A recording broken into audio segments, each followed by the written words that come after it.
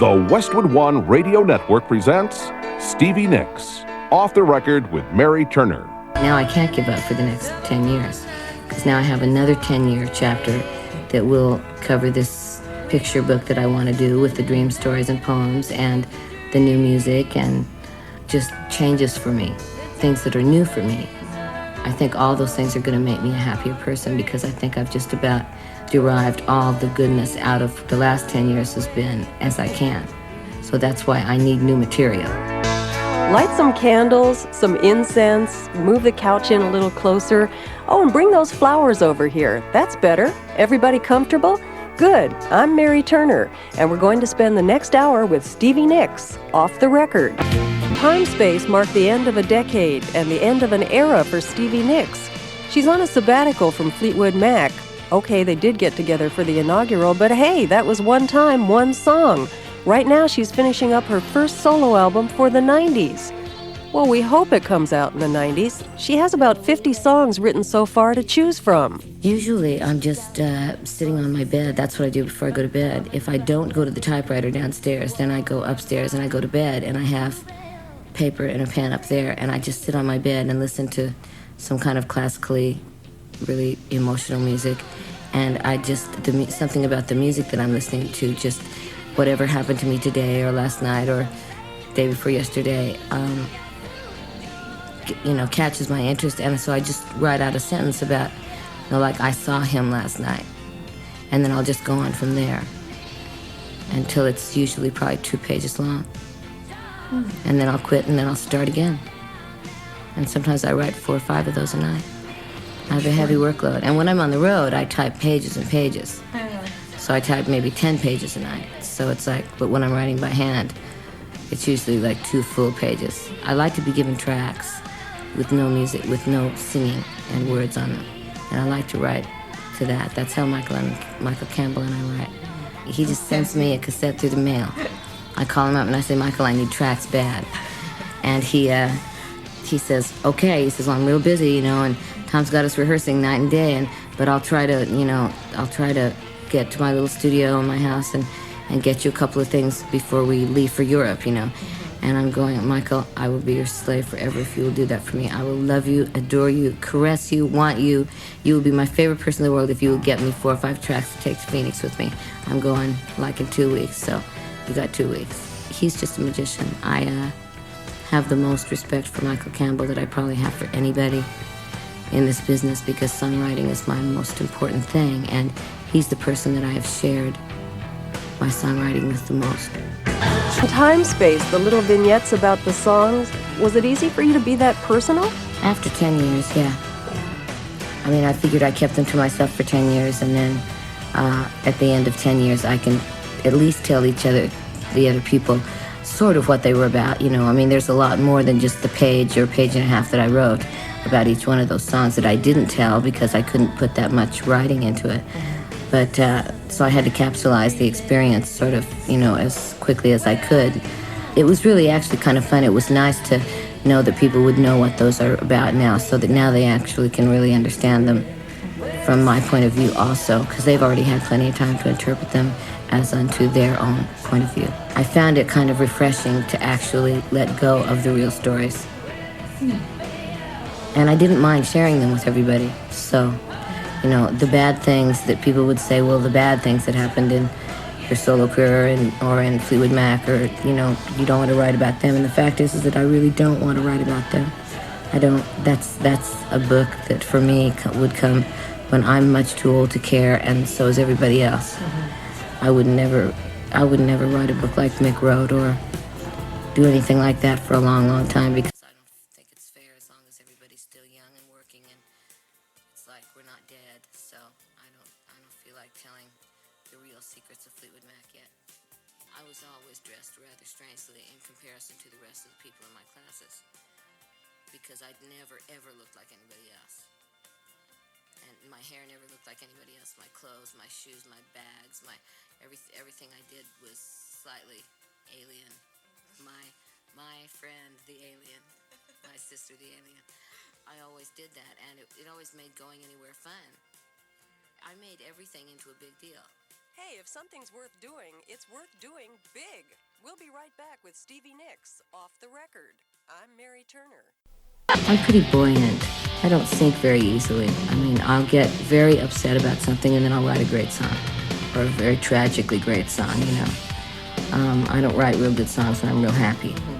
I haven't been, in the last 2 years, real happy. So I've written a lot. I'm Mary Turner, back with Stevie Nicks, Off the Record. Somewhere in Arizona, there are closets and wardrobes and trunks and boxes filled with clothes. Extraordinary clothes made of fabulous fantasy fabrics, chiffon, brocade, velvet, leather, and lace. Clothes for a rock and roll poet and princess, Stevie Nicks. My mom sewed, so it was like just about anything I wanted, I could tell my mom and she could sew it.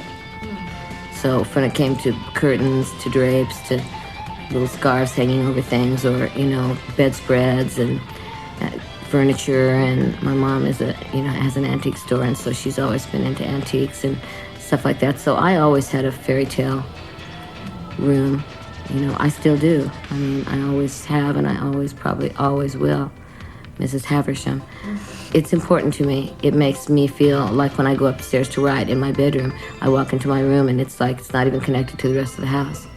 I close the door and it's like I'm in my own sanctuary, and I can crawl up on my big, huge English bed that I love, and I have my paper there and my cassette player, and I can just put the music on and sit there in really pretty lights and look up at the really high ceiling, and I can write, you know, for 2-3 hours. I've lived in 9 houses in 11 years. So that's about a year and 2 months in each house. I make my nest out of any place I go into. Mm-hmm.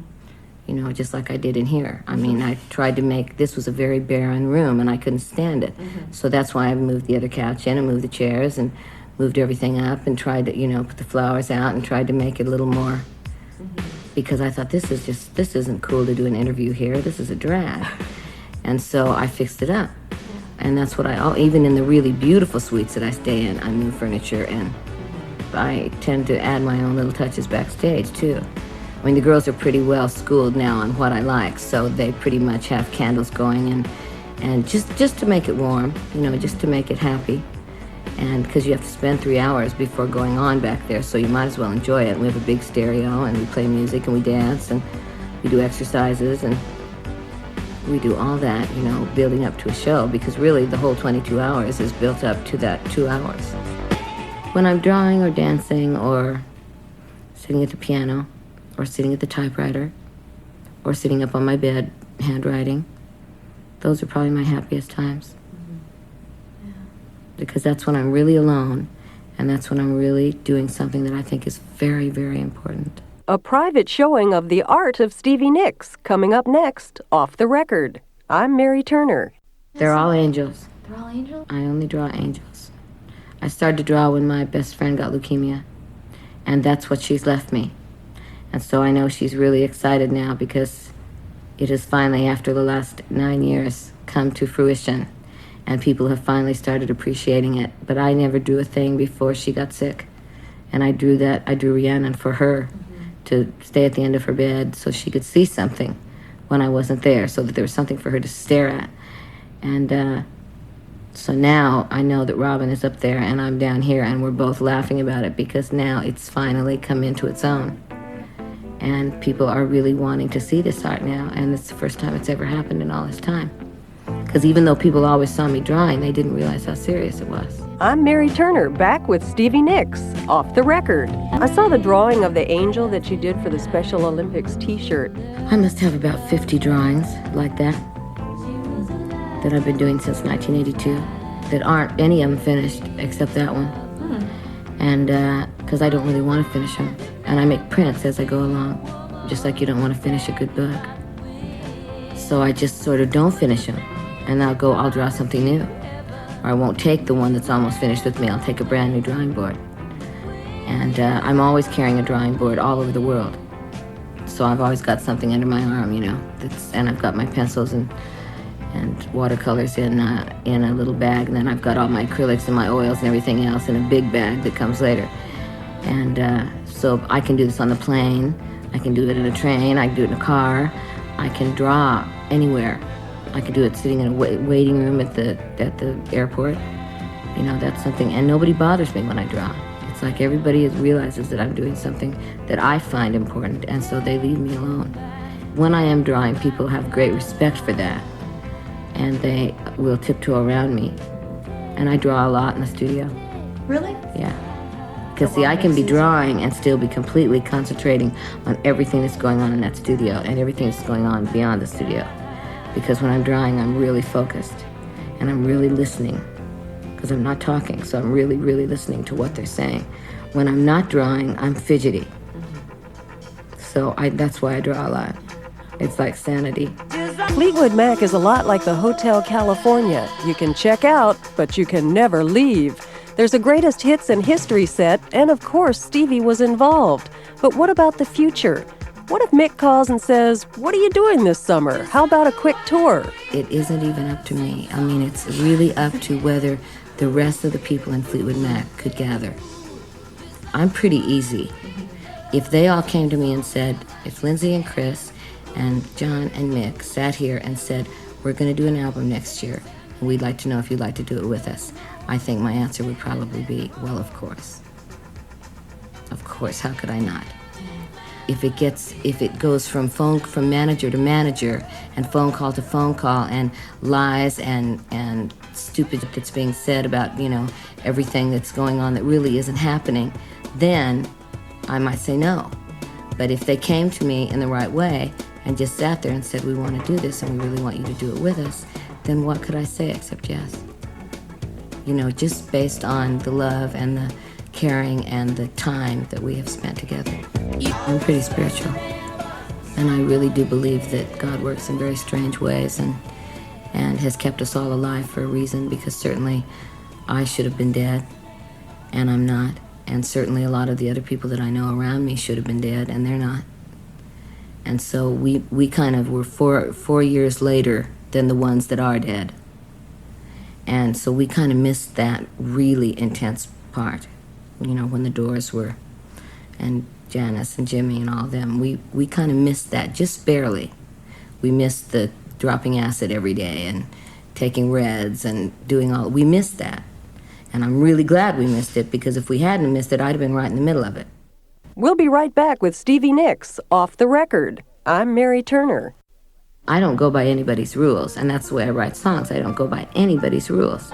And that really hassles a lot of the guys a lot of the time, because they make me try to go a little bit more by the rules. And I know the rules now after all this time, but I don't choose to use them much. That's what makes my song pretty different than most people's song, I guess. We're back with Stevie Nicks, Off the Record. I'm Mary Turner. Stevie Nicks is the first to admit that she's had an amazing life.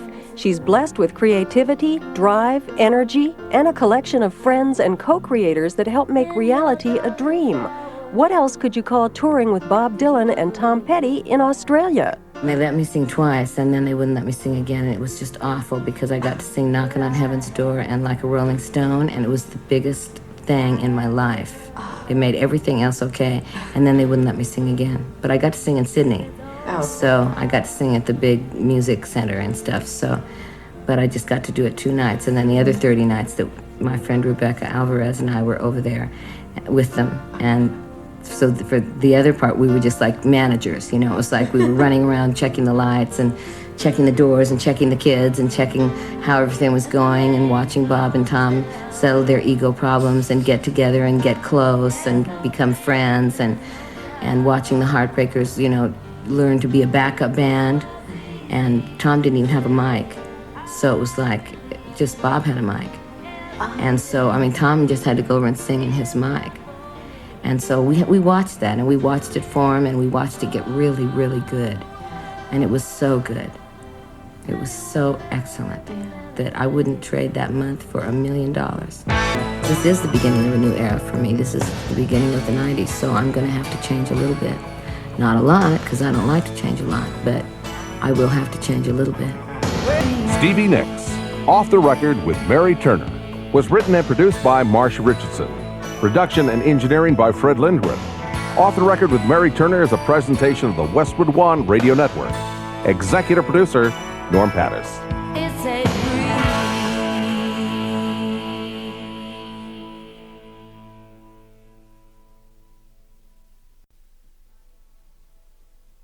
Hi, I'm Mary Turner. Join me this week for Stevie Nicks, Off the Record. I'm pretty buoyant. I don't sink very easily. I mean, I'll get very upset about something and then I'll write a great song, or a very tragically great song, you know. I don't write real good songs when I'm real happy. Lindsay and Chris and John and Nick sat here and said, we're going to do an album next year. We'd like to know if you'd like to do it with us. I think my answer would probably be, well, of course. Of course, how could I not? Stevie Nicks, Off the Record, on the Westwood One Radio Network.